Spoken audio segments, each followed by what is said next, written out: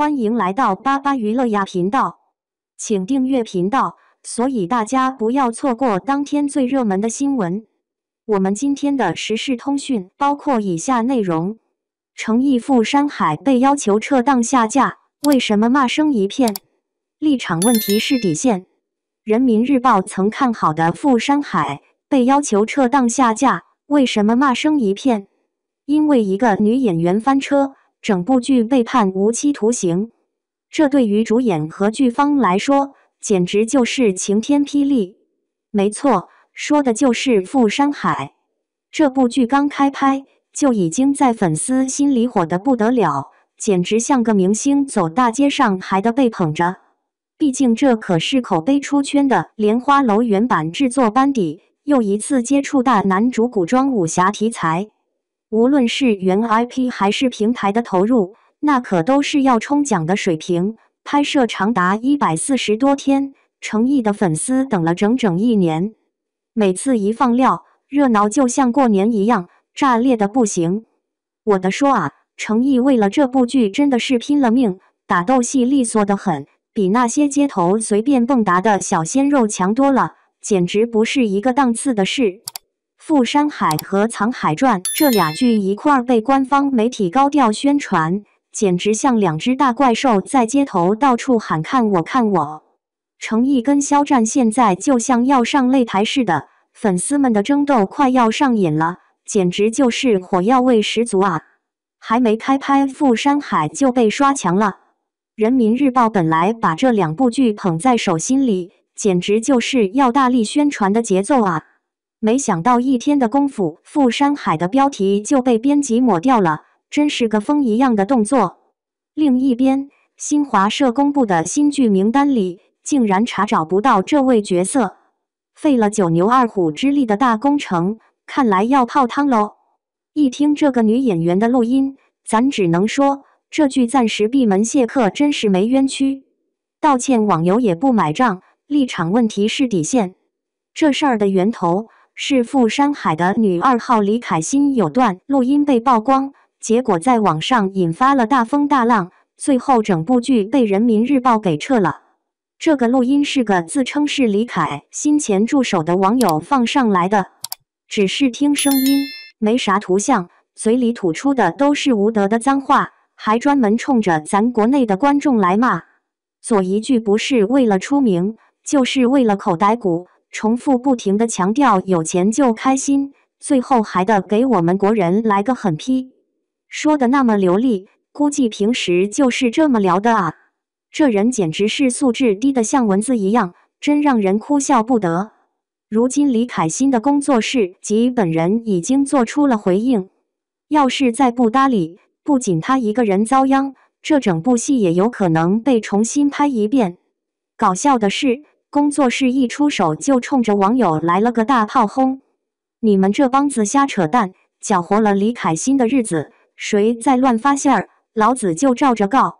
李凯欣心里就像被蜜蜂蛰了一样，直喊憋屈。他一听录音，立马愣了，这话可绝对不是我说的。表明立场说自己出生在中国，16岁再次回到中国，对这片土地完全热爱，充满感激。其实，李凯欣是从宝岛台湾跑出来的，国籍倒是挂在新加坡那边。他就宣称自己是在中国长大的，这也算是在表明他的态度了。老实说，看看他之前在外网说的话，感觉就像是在讲故事，真心不靠谱。就在隔壁那个国家和咱们为了过年的事吵得不可开交的时候，李凯欣发的动态居然是农历新年。既然大多数人的人生都是在中国过的，那春节为啥不说中文呢？而且对于那些争议事件，用这种说法，谁能信你是没心思呢？在外网的社交网站上，李凯欣更新动态的评论区简直就像是个负能量的聚集地，大家都在那儿咕咕哝哝的吐槽，评论里全是奇怪的声音。李凯欣倒是一直没说过自己到底支持啥。而且平常他连官方的红旗推文都没见过，哪能转发呢？这类轻描淡写的道歉，可能不是因为他真的意识到错了，而是因为他明白怕了。看来娱乐圈的钱就像抓鸭子，抓一只就有一堆。猖狂的资源咖不止一个，饭圈真该站起来追星了。别看李凯欣道歉的文案听起来声泪俱下，如此真诚。实话说，在外面议论纷纷，各路质疑飞舞时，这位姐不仅不显得慌张，反而还发了个欢快舞蹈的视频。